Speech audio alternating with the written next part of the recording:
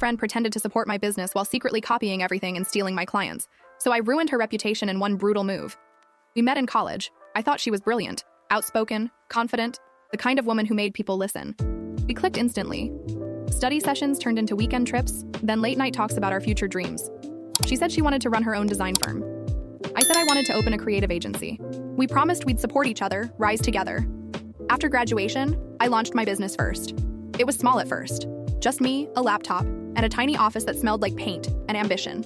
She cheered me on, reposted every launch, left encouraging comments, even sent me clients. Or so I thought. 6 months in, I noticed something strange. A new agency popped up with branding eerily similar to mine. Colors, fonts, website layout, even the tone of the copy. It was like staring into a twisted mirror. And the founder? Her.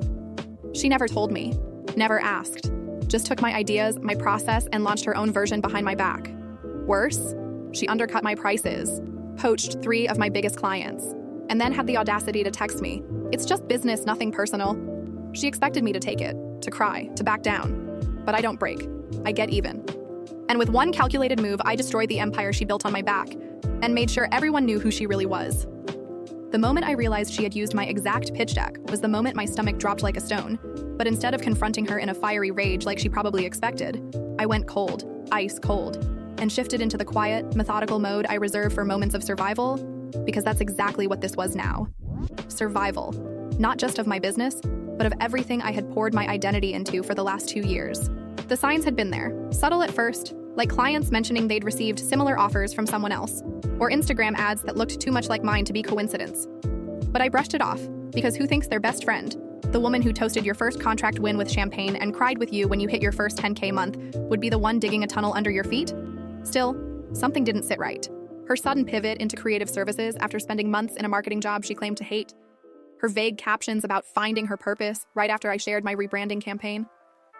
Then the launch of Studio Nova, a name I recognized because I'd once drunkenly joked about it as a backup idea during a wine and vision board night.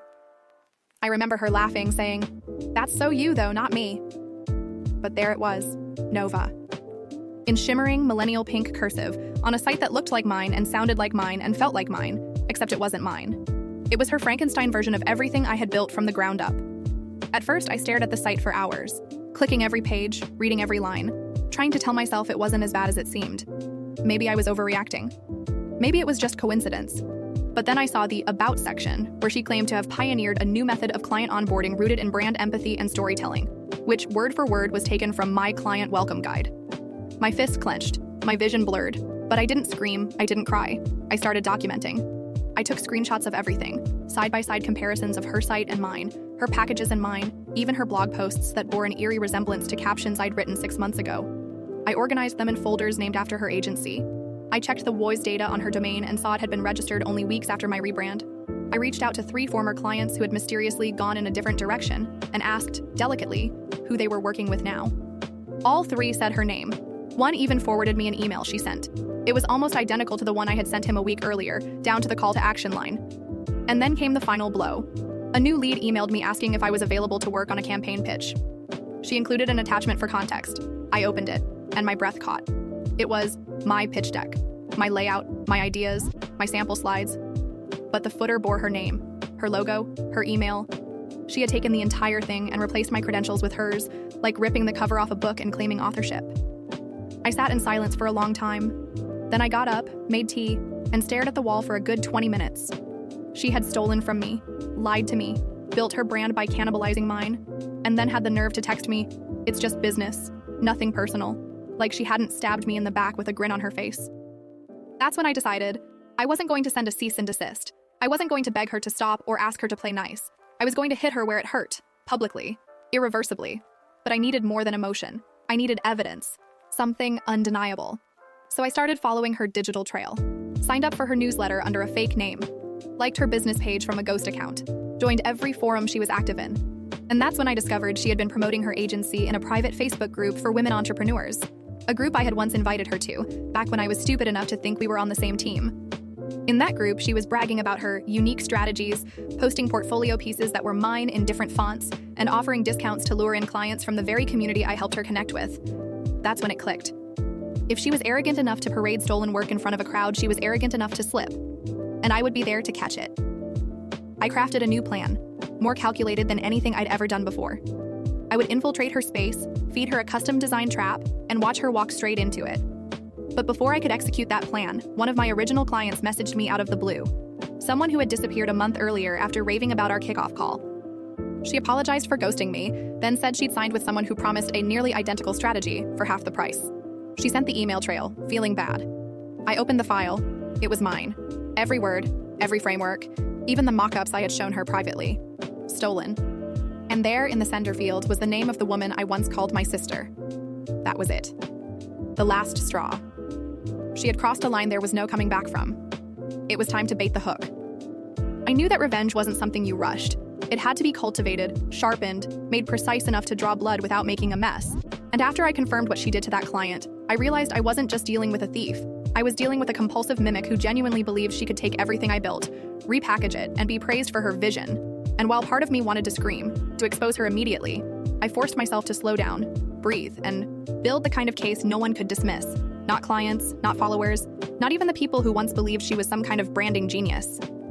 The client who sent me the emails also included an audio recording from a Zoom meeting. She had recorded it for reference, and at first I didn't think much of it, until I hit play and heard my ex-best friend pitching my exact client onboarding framework with the same examples, metaphors, and even a phrase I'd coined in one of my first blog posts.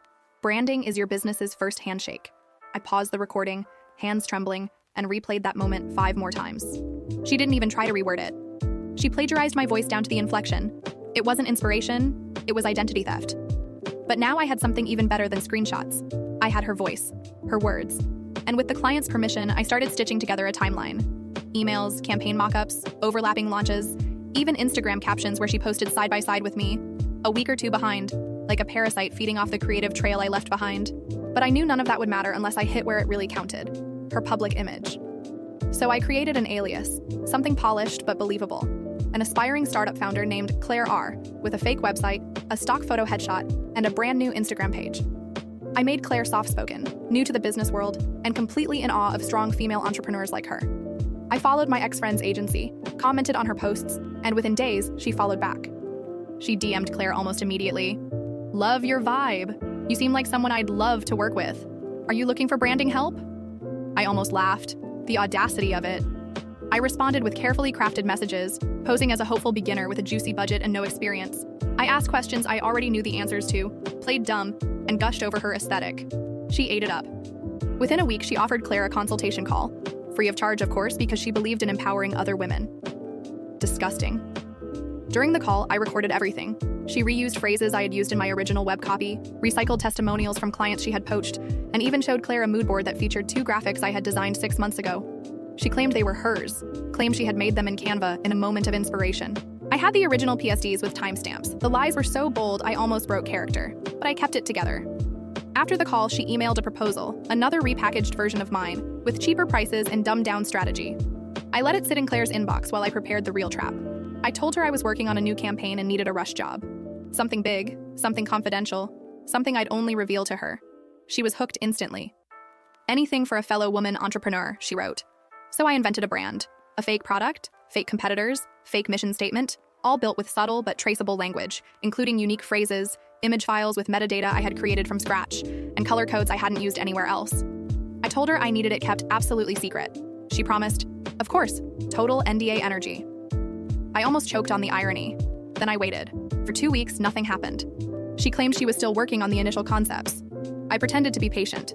And then, just like I knew she would, she launched it, on her website, under a new client project highlight, branding it as one of her proudest collaborations to date. She used the same fake product name I'd invented, the same palette, even some of the copy. I checked the source code. My metadata was still attached to 2 of the images. She hadn't even bothered to strip it. It was the digital equivalent of signing a confession.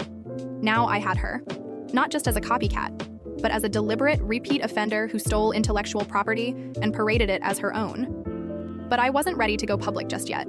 I needed to set the scene. So I joined the private Facebook group she frequented, the same group I once introduced her to and posted under Claire's name. I asked for agency recommendations and praised her work specifically. The responses came pouring in. So many women chimed in, raving about how inspired they were by her journey, how she was a visionary who had changed their business. Each comment made me feel sick, but I kept replying, playing the part, laying the groundwork. Then, just as I was about to drop my first breadcrumb of exposure, I got a notification that she had scheduled a webinar, How I Built a Six-Figure Agency from Scratch in 6 months. The same 6 months she'd spent siphoning off my ideas, my voice, and my trust. I smiled. Perfect timing, because she didn't know it yet, but the moment she went live, her entire facade was going to crumble. And the best part? I wouldn't even have to speak. I'd let the receipts do it for me. The day she unveiled the stolen campaign was the day I stopped feeling betrayed and started feeling powerful, because everything she thought was a brilliant business move was actually a carefully planted landmine I designed to explode under her image at the exact moment she believed she was winning, and the irony was delicious. She didn't just walk into the trap, she danced into it with a smug smile on her face, certain she had fooled another naive newbie, when in reality, she was parroting back to me a fake brand that never existed, built entirely on code words, traceable assets, and digital fingerprints that screamed theft the moment anyone scratched the surface. I had named the fictional client Avexia, a word I invented using Latin roots for fabricated strength, and gave the brand a sleek biotech angle, complete with a mission statement filled with buzzwords I had never used before in any other project.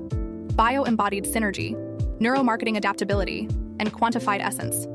These phrases were nonsense, but elegant nonsense, just believable enough to pass as high-level branding lingo.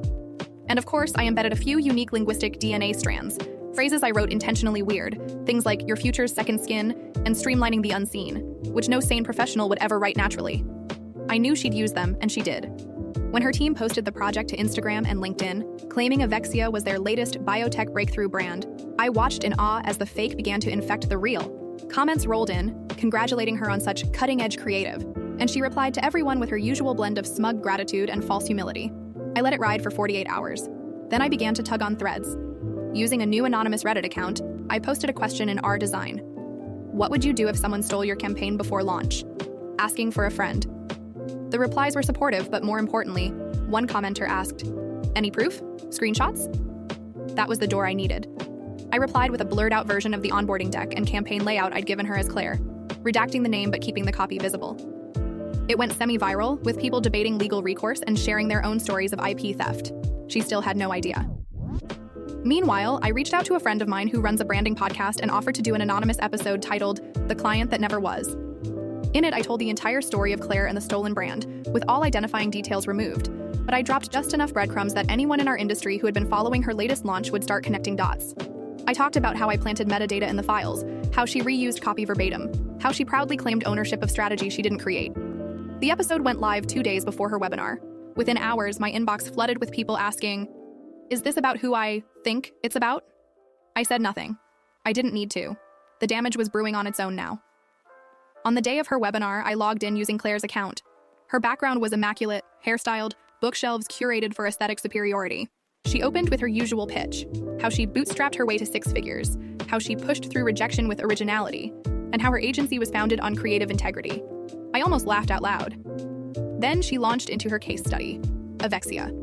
Slide after slide, I watched her break down the exact framework I had fed her.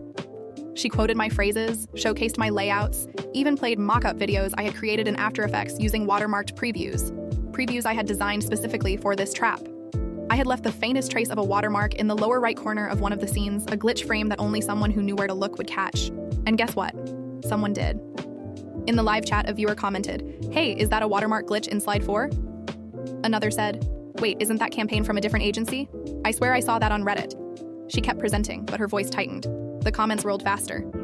"Did you just steal this concept? Didn't someone post this exact copy last week? Check metadata, it's not even hers." She tried to ignore them, but the tension in her smile betrayed everything. Her eyes flicked to the chat. Her voice cracked. She ended the webinar 15 minutes early. An hour later, her Instagram post about Avexia was gone. Her LinkedIn case study, deleted. But it was too late. Screenshots had already been taken. The internet doesn't forget, and neither does the creative community when they smell blood. What she didn't know was that I wasn't finished, because the real reveal hadn't even happened yet.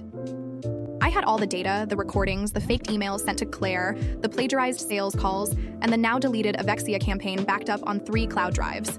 The receipts weren't just ready, they were about to become public record, and I didn't have to say a single word to make it happen. I just had to upload one file.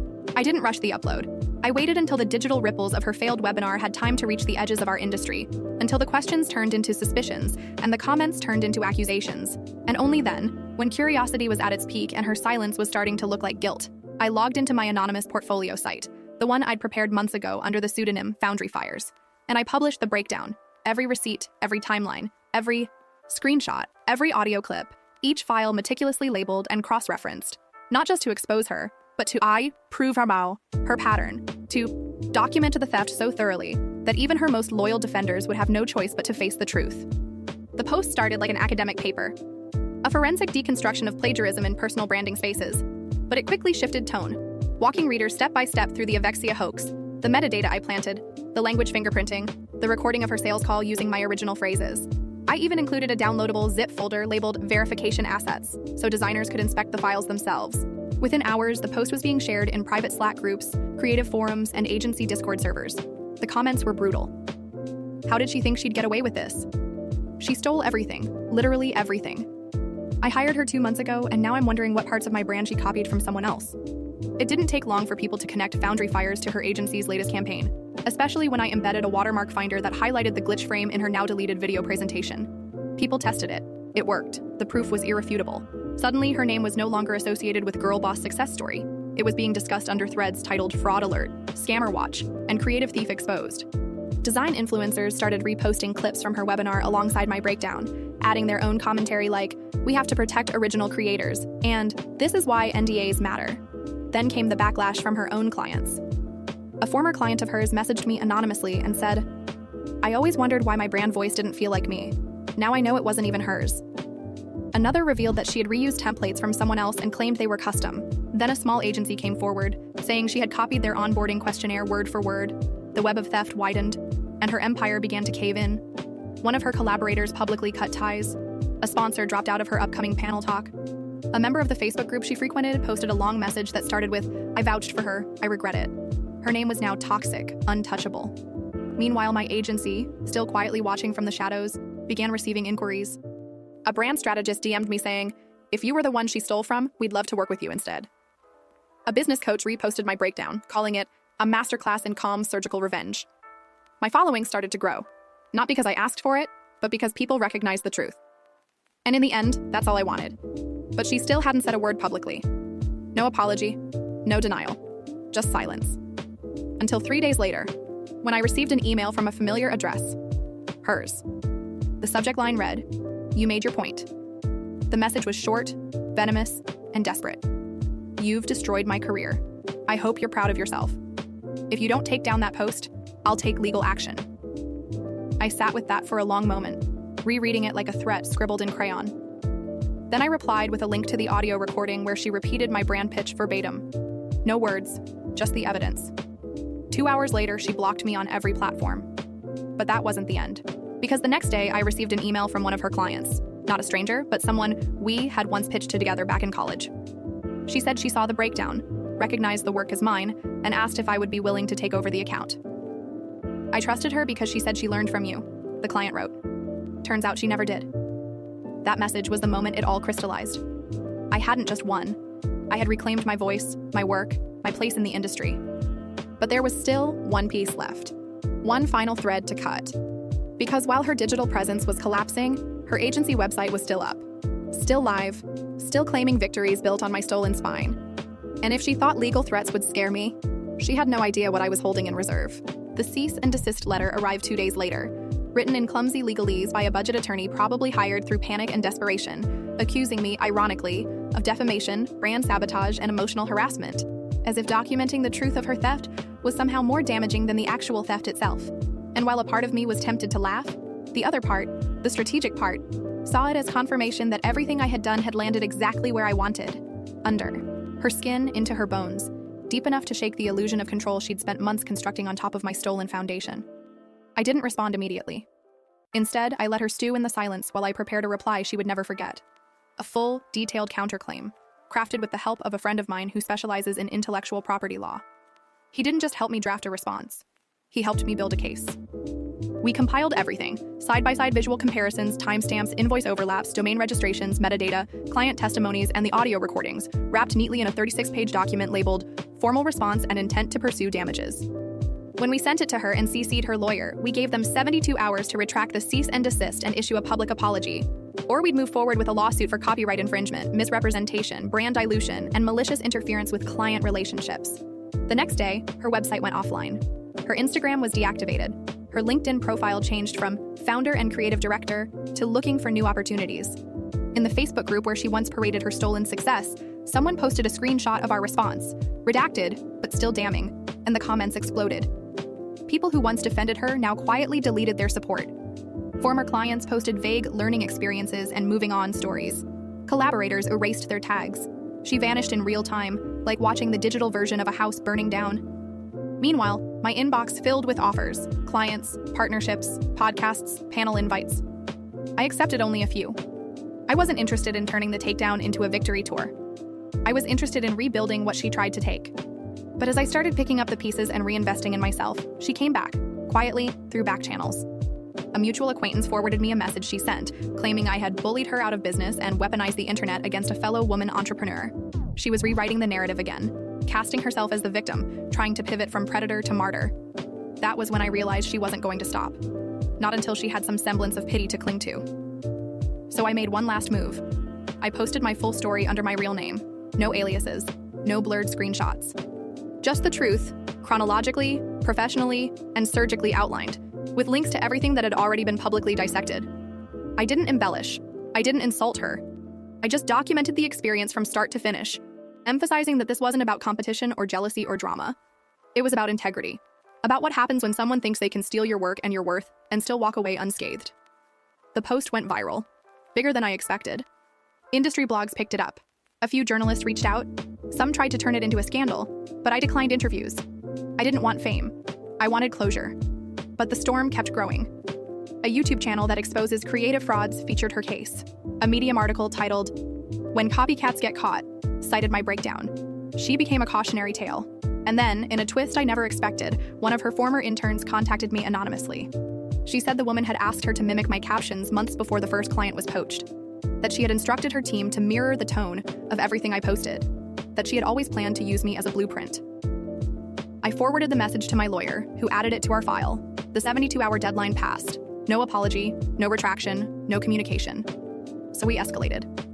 The first court notice was served 3 days later. She didn't respond. Her lawyer ghosted. We filed the suit anyway.